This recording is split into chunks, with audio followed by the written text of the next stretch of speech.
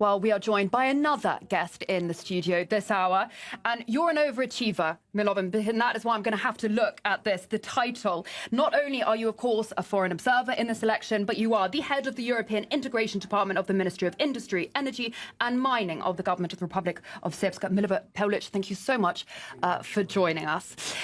The first thing I have to ask you, of course, I mean, this is an enormous election, a large electorate, 112 million people, tens of thousands of polling stations. You've come here to observe one of over 1,000 people from 129 nations and international organizations. I really just want to get your sense of the impression that you got from the polling stations that you've been in, how it was and maybe how it compares to elections that you've observed in the past.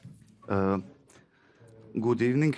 My name is Milivoje Pavlic. As you tell before, I'm here representative of my government, Ministry of Energy and Mining, and I work in my ministry as an head of department for European integration.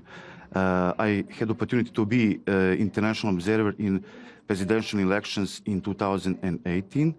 Also, I had opportunity to be several times observer in my country, and comparing with situation before 6 years and now, everything is almost the same, but generally speaking, I'm really impressed. Also, my colleagues with work with them, they very impressed by all system of elections here in the Russian Federation, also especially with your equipment.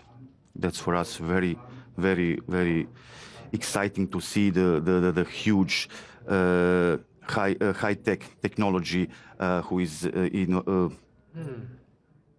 That's available. That's relevant. Yeah, because it's the first time voting online in a presidential election is taking place here as well. One thing that is happening here during an election that doesn't really happen in other elections around the world sometimes is people going to the polling station and being attacked. That is happening in Belgorod. 2 people were killed today by multiple Ukrainian shells. Why do you think, and it looks to be Kiev directly trying to impact the election, why do you think Kiev is trying to perhaps stop people having their democratic say? In this case, it's very sensitive, but generally speaking, I do not support anybody who will use the power to stop some democratic right to vote and to choose their representative in their country. But I didn't hear for this because I'm here in Moscow. I didn't during my visit here. I didn't hear for. But I'm not. I don't support this kind of actions. Can I ask you, I mean, obviously, you have got one up on us. You've been to the polling stations. I have not. When you look at the demographic of the people who are coming in, one likes to think that people are more engaged than ever, young people as well. They really want to have a say in the future. And I'm not talking just in Russia, but also we're seeing people going out onto the streets and protesting. All of that is a sign of someone being politically excited. Did you get that from when you were observing? I had opportunity to visit more than 15 election points. I didn't see these kind of activities.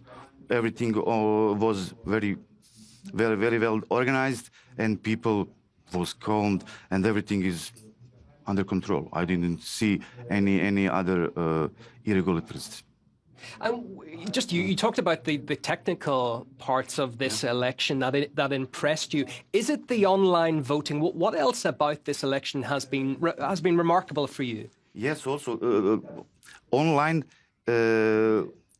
opportunity to vote. It's very, very important, because on that way you can to give everybody the chance to choose how to vote, because in every country is the same. Young people are not too interested to go on electoral points, but it's easier use internet and send their votes. And especially in a country such as Russia, which some parts are so remote. You're talking about the Arctic levels to the Far East, 11 time zones.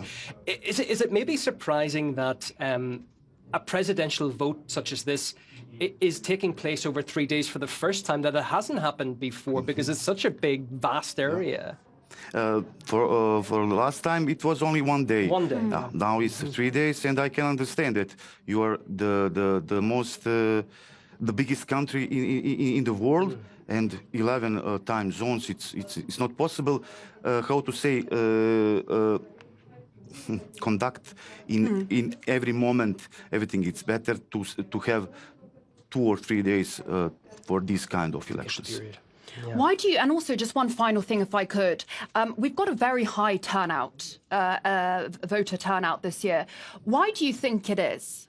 What do you think is the reason behind that? Are people just more interested in politics than they used to be? Yeah, but probably because you're faced with huge, I'm talking from my point of view, that you are faced with very global, also other countries are faced with global changes, and people probably feel that it's their duty to use this kind of opportunity to vote and to protect themselves and also the other people in their country.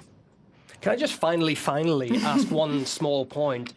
The reaction to this election, it was called by a lot of Western governments, before the election even happened, it was dismissed. It was called, it's rigged, whatever.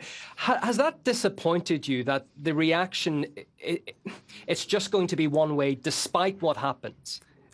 I would like to send one message. Maybe it's better to see on the spot, to see everything by their eyes, not just to use some kind of information and different sources. Because now I'm here and I saw by my eyes every part of the election process, and I'm really satisfied. And I will tell you, not only on this TV, but to another if I would have opportunity to be interviewed. Well, thank you so much for coming and sharing your view with this. One of the multiple foreign observers monitoring the election, Milovan Pulic. Thank you so much. Thank you. Thank you.